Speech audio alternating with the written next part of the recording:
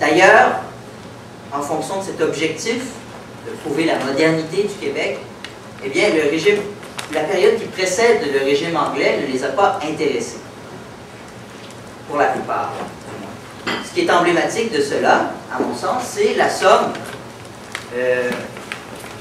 dirigée par Linteau, Durocher et Robert, Histoire du Québec contemporain, qui commence en 1867. Donc, le régime français, ça ne cadre pas avec cette quête de démonstration de la modernité québécoise. Évidemment, ça répond à un souci historiographique légitime pour une part. L'image de la grande noirceur est une caricature fausse. Cependant, il y a lieu de contester la conception de la modernité véhiculée par ceux qui ont forgé ce concept de grande noirceur, essentiellement Cité libre d'ailleurs. Une conception fondée sur un idéal ou un standard qui serait britannique. Et j'aimerais donc rappeler que, sans même parler du fait que la francité est elle aussi moderne, hein, au moment où nous recevons nos premières institutions parlementaires en 1791 au Bas-Canada, ce qui n'est pas encore la démocratie. La démocratie arrivera beaucoup plus tard au Québec et fera l'objet de lutte, donc ce sera surtout pas un cadeau du régime anglais en 1791. Mais la France se dote de sa première constitution démocratique, celle-là, ce qui n'existe pas en Grande-Bretagne au même moment. Bon. Mais ce que je veux rappeler, surtout, c'est que le conservatisme fait partie de la modernité politique, lui aussi. Alors, je m'explique. La politique moderne existe depuis les révolutions dites atlantiques, libérales puis démocratiques, c'est-à-dire 1688, 1776, 1789. Donc, la glorieuse révolution anglaise, la révolution américaine et la révolution française. Et dès ce moment, il existe un conservatisme qui participe de la pensée et de l'action politique moderne. Par exemple, en Grande-Bretagne, au moment de la Révolution française, on peut citer Edmund Burke en pensée politique. Mais dans l'action politique, il faudrait évoquer le bonapartisme, l'Angleterre victorienne, les États-Unis d'Eisenhower, par exemple, la France de De Gaulle, et le Québec de Duplessis, et même du siècle du Canada français, avec la valorisation d'institutions comme l'Église catholique. Mais du côté de l'école sociale moderniste, c'était des preuves de modernité libérale qu'il fallait absolument retrouver. Et le Québec est donc présenté dans la somme de Linteau, Durocher et Robert comme une société capitaliste, industrielle, normale pour le 19e et 20e siècle, et accessoirement comme une démocratie libérale normale. Je dis accessoirement pour la démocratie, puisque le politique est conçu, du point de vue de l'histoire sociale, comme secondaire. Le socio-économique prime. Ce sont les structures économiques qui importent d'abord et avant. Mais bon, donc, le Québec comme société en voie d'industrialisation normale.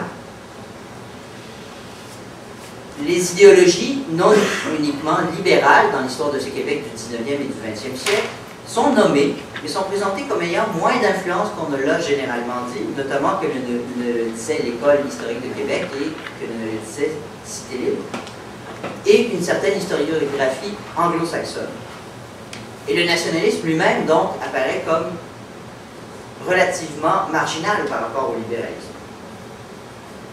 Le premier problème de ce schéma, qui n'est pas tout faux, bien sûr, c'est que ce tableau occulte complètement la question du pouvoir.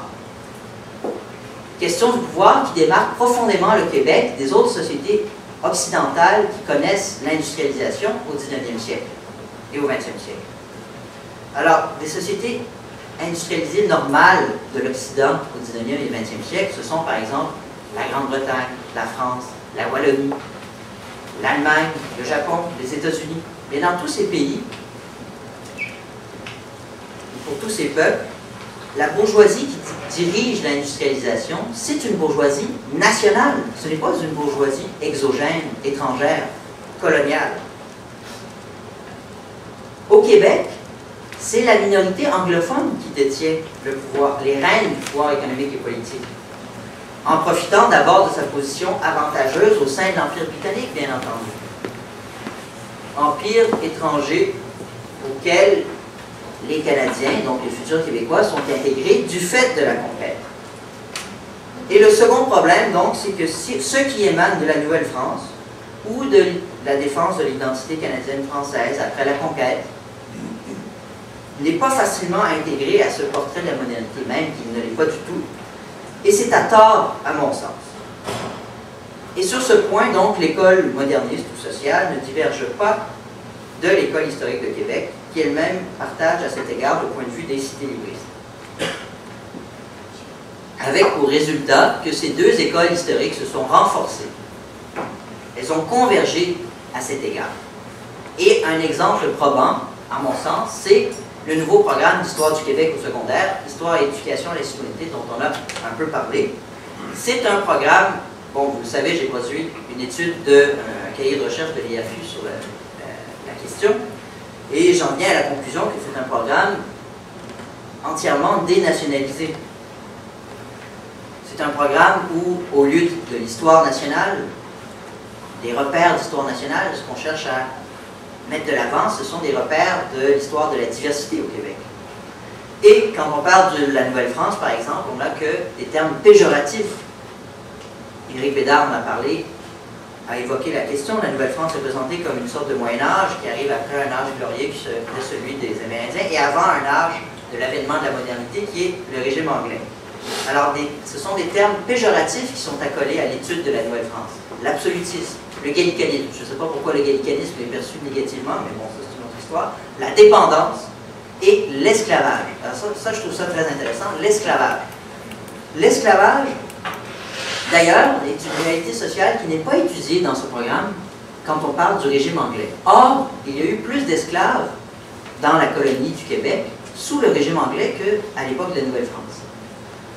Et l'esclavage a été légal pendant un plus grand nombre d'années sous le régime anglais que sous le régime français. Et pourtant, c'est une réalité sociale qu'on demande dans le programme à étudier à l'époque du régime français. Pourquoi? Ben, tout simplement parce que ce qu'on veut accoler au régime français, c'est une culpabilité coloniale, un peu de type tiers-mondiste. Et en revanche, pour le régime anglais, ce qu'on étudie, ce sont des termes beaucoup plus positifs. Alors, cette vision est très proche de Marcel Trudel, seconde manière, de Jean Hamelin, je dirais même de l'abbé Maheu.